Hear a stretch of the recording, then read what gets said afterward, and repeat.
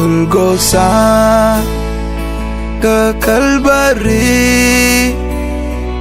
Jan riau Teriam jelun mi chapel duerko Nhân lối nhé Ka quita ka Terne dia Shakalak jor Ajan lot in jakogoy Golgotha Ka Kalbari Wijan riau Teriam jelun mi chapel duerko Dân lô nhé Ka quita ka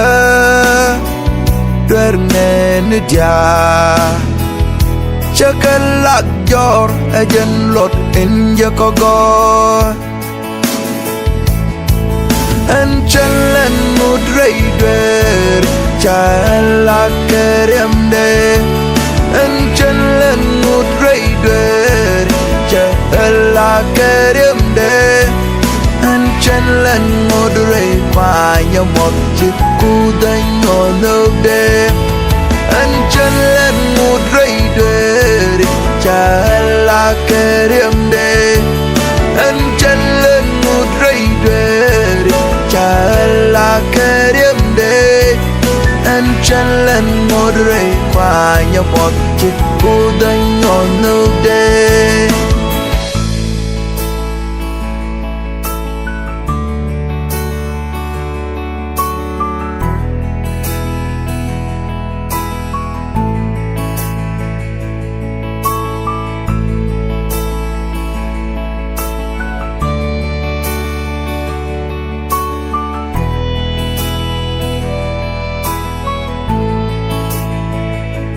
Làm quên mò Mẹ trúc rõ đê Nữ kê Adam Mẹ chữ cút gạc Muốn cha đunh kê quy Tại quy ni Mẹ lưu Yeshu Chala sweet Mẹ luôn nữ gô Làm quên mòn treo Làm quên mòn Mẹ trúc rõ đê Nữ kê Adam Mẹ chữ cút gạc Muốn cha đunh kê quy Tại quy ni Mẹ lưu Yeshu Chala sweet Mẹ luôn nữ gô Làm quên mòn treo Anchalan mudray dwer Chalak keriam de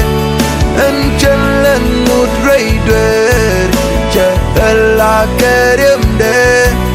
Anchalan mudray Maya một chiếc cu đánh ngồi nước đêm Anchalan mudray dwer Chalak keriam de Anchalan mudray dwer Chalak keriam de Anchalan mudray Maya một chiếc cu đánh ngồi nước đêm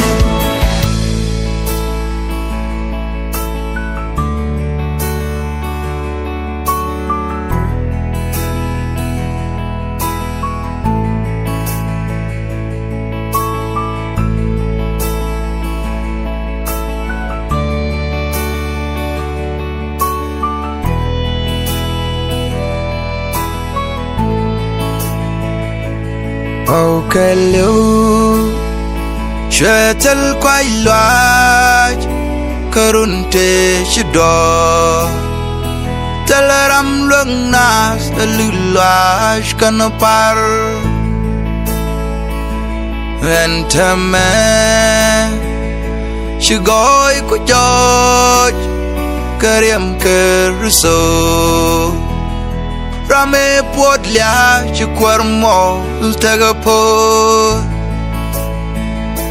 Âu kê liu